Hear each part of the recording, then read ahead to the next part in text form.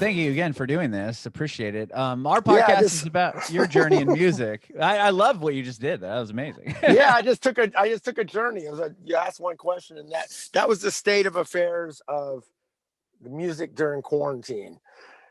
So aside from writing 3 records for you, right? Yeah, and then there was that side of it, like writing records. I just really was like, all right, I'm not on the road 200 days this year. Mm-hmm. Great. Like I finished a 2-month tour, got home, and was just like, all right, no one's coming over. We're not doing anything. Just started writing. My wife is a killer artist, and she and I just started collaborating, messing around with lyrics, and I was having fun with my computer and my giant space and the piano, and I'd gotten all these new synths that I had laying around. I was like, all right, time to figure this out with this Malacat I bought like 1.5 years ago, nearly 2 years now. And got like all of a sudden I was like, wow, I got like 20 something songs. Let's go in the studio. And the next thing I know, I finished more of the Suitcase songs, and then I was like, all right, now I need to do those. I got like 28 songs. So literally, I think I recorded 32 songs, and 3 albums. That's crazy. That's crazy. I'll get to that. I want to talk to you real quick, briefly, about where you grew up and how you got into music. Yeah, I grew up in Houston. Okay. And I just remember from being a kid, always like if there was something on TV with the drummer, I was fascinated by it. Mm-hmm. If whenever we were like traveling with my parents or whatever, if we stayed in a hotel, back in the old days, even like in say Abilene, Texas or somewhere, there was usually a band playing in the Holiday Inn, in the bar. Oh, that's rad. Yeah. And I could just remember seeing like, oh wow, I really like the drummer, or watching the Jackson 5 cartoon. So I had an interest in drums. In 5th grade, I bought a drum set. I was in the school band. I saw a picture on your Instagram of you're on like a marching band. It said like 1985, and there was a photo. Am I mistaken? No, yeah. So that was college. So yeah, like. Oh, that was in college. Okay, I'm sorry. Elementary school. No, fine. Went to junior high. Went to high school. Was in the Houston Youth Symphony, and then went to North Texas State University and continued my studies in percussion there. I played in the drum line there in the pit, playing marimba and vibes and xylophone, whatever they told me, for 2 years. Sure. And then right around that time, when I was a freshman, got into Latin percussion. Oh, wow. Congas and timbales and bongo, and started taking that. That was great. North Texas was a very diverse program. Took drum set lessons, all the classical stuff as well, and got a good basis. And then I started gigging around Texas. And you went into school for drums? Oh yeah, I was a music major. Oh, that's dope. Okay. Yeah, I was a complete music major, and was pretty much just like, I'm going to be a percussionist in bands. Mm-hmm. And that's what I started doing. And, did you play in bands? I mean, obviously in marching band and stuff. Were you in like punk bands or like little bands with friends in high school or middle school or anything like that? Yeah, in high school, middle school, we had a band that won the talent show. Oh, dope. In the 70s, it played like, Led Zeppelin, I'm sure, really awfully.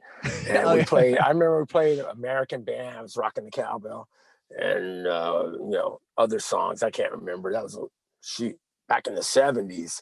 And then played in another band in high school that we played a bunch of Rush, and cool. Police, and Yes, and whatever else, And that was when through that band, I was like, I just really got the bug to do the music thing. It was so much fun, and going to band practice every night, and I was taking drum set lessons, and just really, went to school every day and did that, but I couldn't wait to get home every day and play my drum set. And then, 1 or 2 days a week, we had band practice.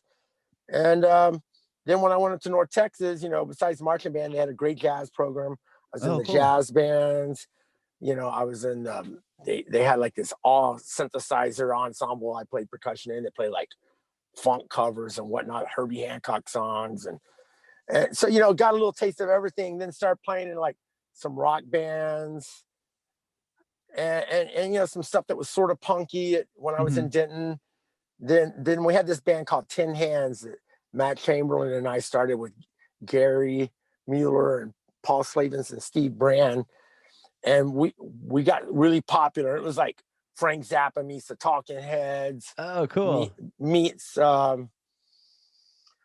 whatever else we were into, and we were really into Gabriel. Like that record was huge, the So record, and right about that time, I saw the Bad Brains play. So punk rock was going off in my head big time. Okay. So I was sort of like the aggressive punk rock. You know, I always just tried to bring the energy, because that was, to me, it was the most captivating thing and compelling thing about the punk rock stuff, was just the energy of the show. Like seeing HR doing a gainer into the crowd and the whole place just erupt. Right. And then after that, you know, I got thrown out 10 hands for being too, like, always stage diving and causing shit on stage. And then I started Billy Goat, which was heavily, you know, Billy Goat, which was like funk punk, because that was like really getting big. Everyone loved the Chili Peppers and Fishbone. Oh, sure. And the aforementioned Bad Brains, 24/7 Spies. You know, we loved Firehose, got to open for those guys. And wow. You know, just the whole late 80s, saw George Clinton play, and would end up at like seeing Gore, and, you know, just all kinds of shows that came through. Jane's Addiction rolled through, saw those guys well before they got famous on the Triple X. Wow. You know, nothing, stage diving with Perry Farrell. I kicked Perry Farrell's mic out at a show, and I got tackled by the bouncers, but you know, that was what it was, you know. Sure. And then that was around 90, and then Billy Goat started touring nationally, and then I just started, and I was always relying on the guys in the band to write the songs, and Billy Goat and I'd write the lyrics. We'd write songs as a band. But that was right at the beginning when I started like getting into the songwriting process, and I had no clue what I was doing, because I was a drummer, right? Because I played mallets in the marching band and mallets in jazz ensemble, and knew a little bit about jazz harmony and, you know, Western harmony from my music classes. I had this old vibraphone laying around. Right about midway through Billy Goat, I started writing songs on my vibes. Oh, interesting. And really getting into vibraphone, and that was like 94. And then I started going to jazz jams and like playing B flat blues and like Horace Silver songs, really songs that they would play at these jams. And of course I sucked and I got lost. I would be like, but I kept practicing, and it was really a Thelonious Monk. And then when Billy Goat broke up around 97, that's when I started the Harry Apes BMX, called Harry Apes Butt Movement Experience in Austin. And then that was the first band I started playing vibes in full time. Oh, sure. Okay. All right. And then from that, it just sort of sprungboard into, I joined this band called Critters Buggin' right about the same time. I was just a percussionist, and that was with Skerrick and Matt Chamberlain, Brad Hauser, and we were touring. And that was when I sort of got introduced to the jam band scene. And like, because we were touring with like Medeski, Martin and Wood, and play shows with Gray Boy All Stars, and speaking of San Diego, and so that was happening late 90s, and then right around 2000, we did some shows with Les Claypool, and, you know, I saw Primus a lot back in the day. I mean, Billy Goat opened for Primus in 1990 out in Sacramento, and you know, we opened for Fishbone too back in the day. But so then the next thing I know, I got around 2002, started playing with Les and the Frog Brigade. That's amazing. Made the Purple Onion record, and then played with him a lot. Critters Buggin' was still doing shows. Harry Apes had sort of peaked around 2002 or 3, but played with Les from like 2002 to 2011. And because that's when I think he went back to Primus full time.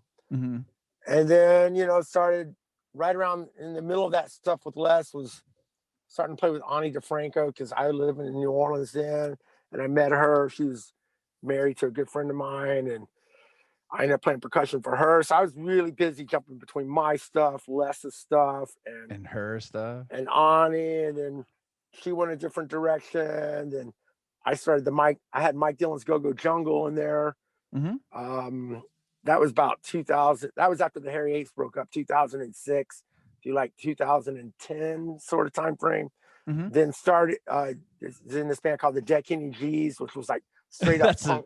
That's a punk rad jazz. name. Yeah, totally. The Dead Kenny G's. I love the Dead Kenny G's. And then after that, started the Mike Dillon band about 2012, and then toured with that. And we started playing all the jam band festivals, and it was really fun. Then changed lineup, and then about 2014, you know, I was hanging out with Claude from Ween. He was playing in the band.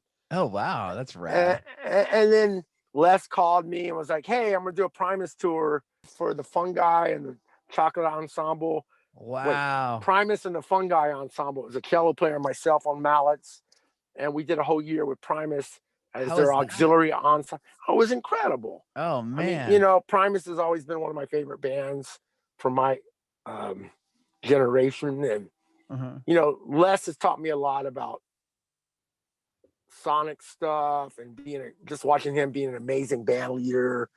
And then there was just a playing with him. He always pushes you to play amazing stuff. I was going to ask you about that, since, you know, like drums and bass go hand in hand, right? With, you know, in the rhythm section of the band. Was it wild playing with him because he's so insane on bass? I mean, yeah, the first time I jammed with him, I was like, oh my God, I love his concept and playing with him. And, you know, and he's also a great songwriter, and he, you know, being in the studio with him, the record, I think it was called Of Whales and Woe. I was actually there a lot, just hanging out. That's rad. And yeah, just hanging out and watching him write in the studio and coming up with beats with him and marimba parts. It was really fun. So there was just always this arc and pattern of growth happening. And living in New Orleans, then there's that whole side of things. Just whenever I was off the road, I was here in New Orleans playing with different great musicians, whether it was like George Porter Jr. and Johnny Vodakovich on Thursday nights at the Maple Leaf, or my friend James Singleton, who I'm about to go play with. I have to leave here in about 10 minutes to go make that gig. Sure. And then, you know, people like Ivan Neville around town, getting to do jams with him and witness like what a great musician. And then just like watching bands like Dumpster Funk, or, you know, playing with Galactic, or seeing this young band, the Revivalists, come up. Oh, yeah. Love you them. know, they're a New Orleans band too, right? Yeah, you know, I played on their record in 2014. Oh, really? You know, Men Amongst Mountains. I played percussion on that record. And, that's amazing. You know, you played on the Waves record too, right? Yeah, I played on the Waves record. They're from your part of the world, right? Yeah, they are. That's awesome. Yeah, you know, my cousin's a big producer. And then 2016, Rickie Lee Jones, big artist from the 80s, late 70s. She had moved down here. She came to one of my jazz gigs, and I've been playing with her for the past 4 years. She and Tom Waits dated back in the late 70s, early 80s. So like they were writing all these songs. Like, so besides being around great musicians, I've been around some amazing songwriters and singers, people that take that side of it very seriously. And so it just all keeps pointing towards, I think, where I am today. Like all of a sudden just releasing 3 records. That's huge. I mean, they're all coming out on March 12th. Yeah, that's amazing. I love the 2 songs you've put out so far. They're great. Cool. Yeah. I really like those. So what were was this like is each record like a concept album, or is it just 3 records that you ended up having a bunch of songs for, and you're like, okay, this is the, you know, first album, this is 1918. Like, how did that work? Well, yeah, it was definitely, there was a lot of concept behind it. Suitcase Man was the more singer-songwriter record. Like, I'm just going to have very stripped down, nothing but mallets. Okay. And vocals. And I got my friend Tiff Lampson from Givers and JJ Jungle from the Harry Eights Butt Moving Experience to do the backgrounds with me. So, my concept on that was like, I want to do like my Leonard Cohen record, or, my Elliott Smith with just guitar and vocals record, but do it with vibraphone. And that's been the other side of all this. Is like, back in the old days, you had like Tito Puente leading the band and playing packed places because as a percussionist band leader, or Spike Jones, this amazing, not the movie director, but the old school musician who toured the country. Spike Jones had a sort of variety act, and he was a percussionist singer.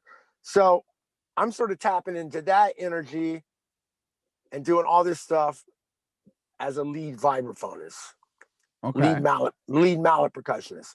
So it's like, if guitar is, red and your normal painting palette of American music at this point, guitar, bass, and drums, vibraphone sort of sits over in this other category, like it's like Jackson Pollock or something. It's just like not your normal texture that people paint pictures with. So I feel really lucky that I'm trying to lead the band with a vibraphone, but many times people walked in and they'd be like, "Oh, there's a band here, cool. Where's the guitar player?" Because for years we didn't tour with the guitar at all. Now that's amazing. Now I have guitar in my band. I love guitar. Super inspiring. I mean, I have no trips with guitar players, but that's sort of the concept, and just rock it. Okay, so that was Suitcase Man. Then Shoot the Moon, both Shoot the Moon and 1918 started off with like, I had an analog drum machine, I had a digital drum machine, and I had a bunch of analog synths, and I was just sort of experimenting my writing using those textures, because and I came up with a lot of it at the Greenwood Social Hall where I live in Kansas City. I came up with a lot of it and I'd never really done a record where I started everything and actually took the tracks I started on my computer into the studio, with the exception of my MC Silver Ice record, Return of the Non Sequitur, which was all done on my laptop in GarageBand. I took it into a studio and beat it up. But so the idea was like, all right, I got all these songs recorded. I like the way they sound. I'm gonna take them into the studio and see what happens. We had no rules other than that was sort of the guiding principle, was like, start off with drum machines, percussion and vibes, a lot of synth bass.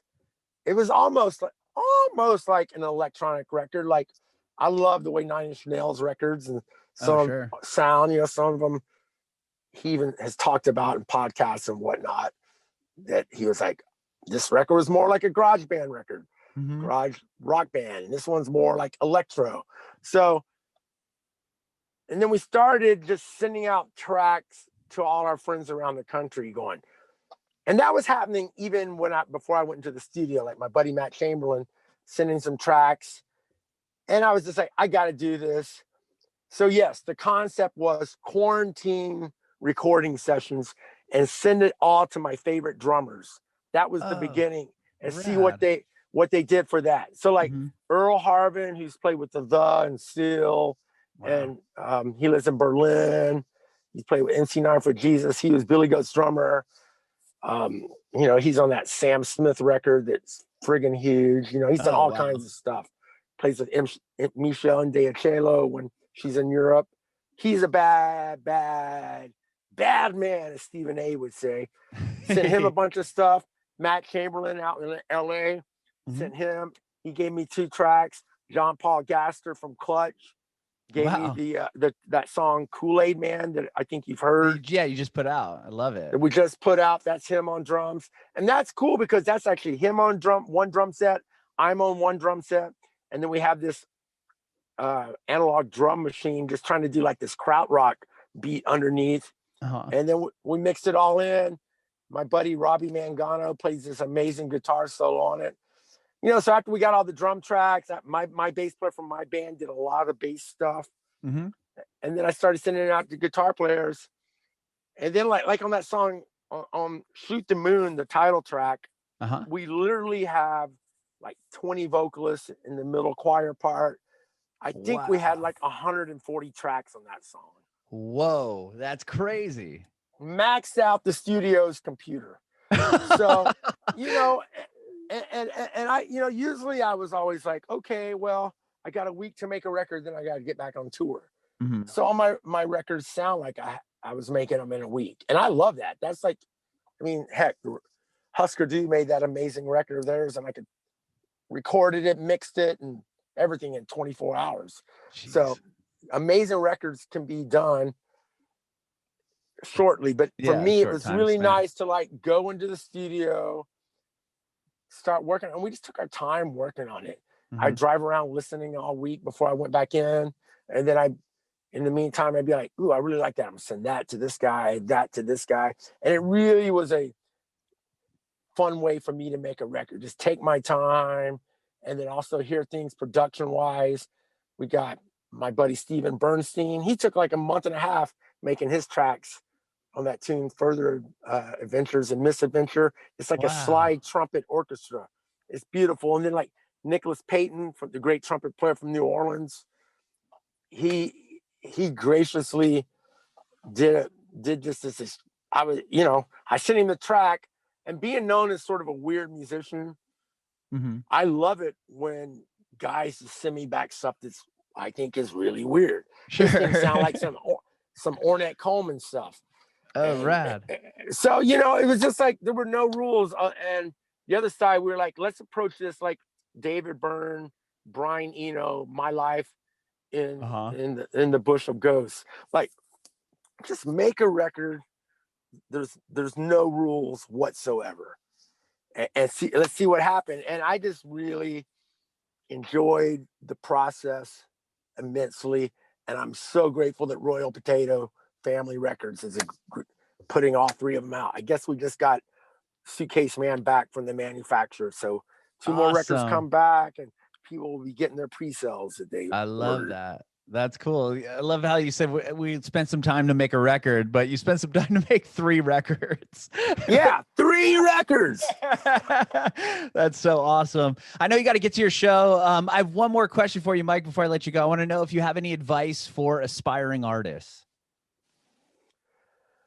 My advice, and I was thinking about this, was like, you know, there's certain people when they get into music, they're just so gifted and they're so talented and they're incredible. Then there's the rest of us. We have to work our asses off, you know. I remember when I was about to go to North Texas, my high school band director was like, you don't want to go to North Texas. You're not good enough. You need to like go to like a smaller college. And, you know, but that's the generation I was from. We didn't get a trophy for showing up. You know, we were told like, you sucked. But that being said, like, it doesn't matter how you were raised, whether it was like old school parenting or the new school parenting or in between. What matters is don't give up. All along the way, there's going to be people tell you suck. You know, people are going to love you. People are going to hate you. But as long as you love what you're doing, that's all that matters. Like, ultimately, I made all these records for me. There was nothing else to do.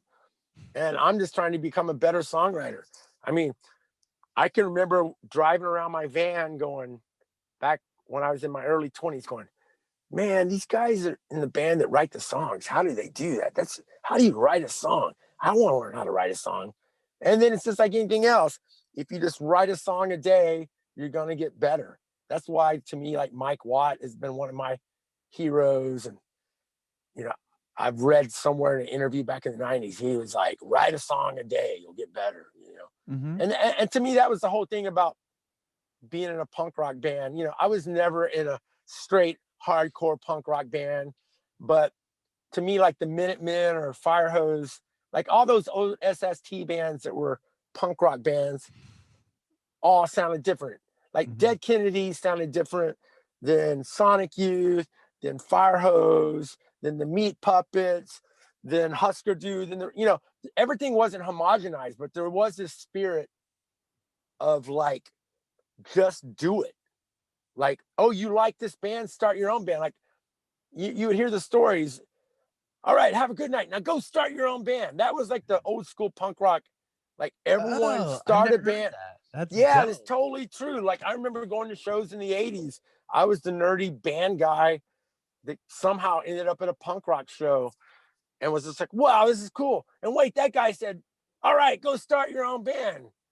You know, and to me, you know, even like the Beastie Boys, they were so rad because they had that punk rock spirit in them. Sure. And so that's my limited 2 cents of where I'm at today. Sort of insane after driving 850 miles with 4 hours of sleep. Thank you for doing that. Thank you for doing this. Oh man, thank you for having me. It was a joy to talk about my silly little world. But the main thing about to other artists, and whether you're a percussionist or whatever you do, a singer, is just don't give up. I've seen a lot of great musicians and artists just give up. And the music business is pretty brutal. Google what Hunter S. Thompson had to say about the music business if you haven't read that. It sums it up.